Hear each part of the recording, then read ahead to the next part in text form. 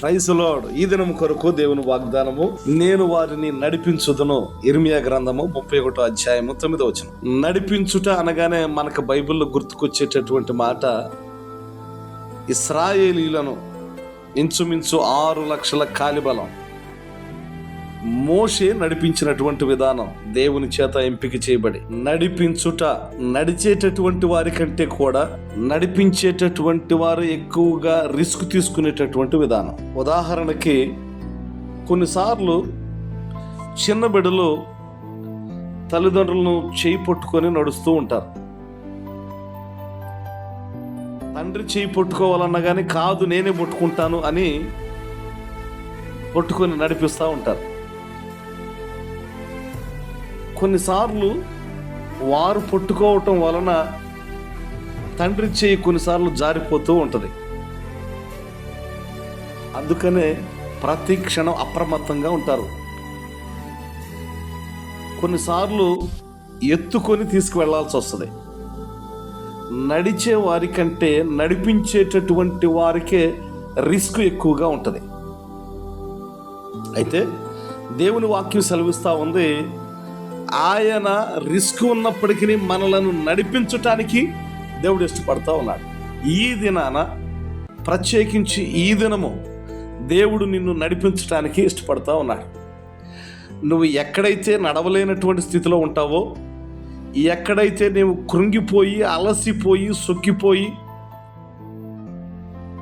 ఇక నా వల్ల కాదు నేను నడవలేను అనేటటువంటి పరిస్థితులు ఏదైతే ఈ దినాన నీ ముందు కనపడుతూ ఉన్నాయో, అలాంటి పరిస్థితులలో కూడా దేవుడు నిన్ను నడిపించబోతూ ఉన్నాడు.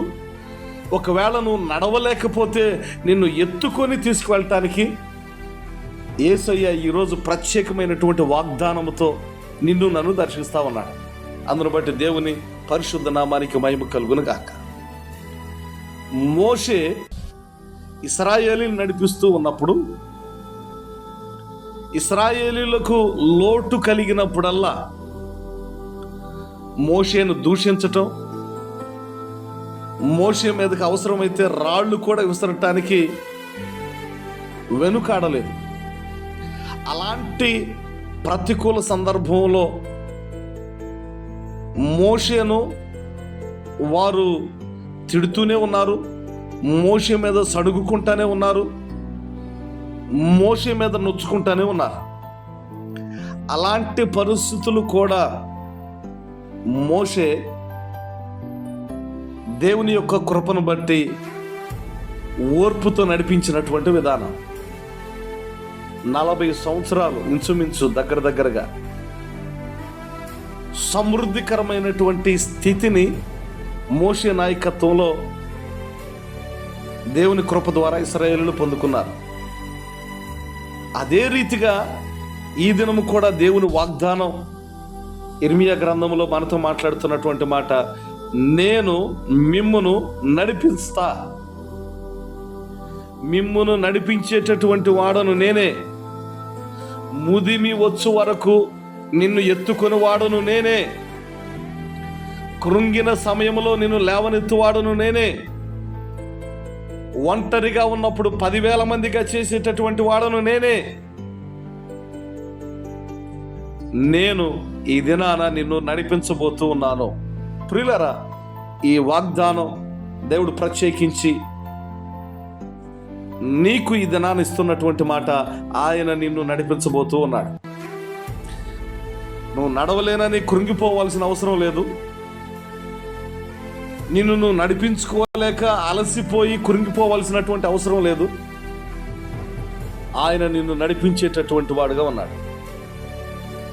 మనం చేయాల్సింది ఏంటంటే, నన్ను నడిపించేటటువంటి నా యేసయ్య నాతో ఉన్నాడు అని ఆయన స్తుతించుకుంటూ, భయపడకుండా, కృంగిపోకుండా, దిగులు చెందకుండా, నన్ను నడిపించేటటువంటి నా యేసయ్య నాతో ఉన్నాడు అని, యేసయ్య నీకు స్తోత్రం అని చెప్పి దేవుని బట్టి సంతోషంతో, సంతోష గానాలతో ఆయన స్తుతించుకుంటూ మనం సాగిపోతూ ఉండటమే.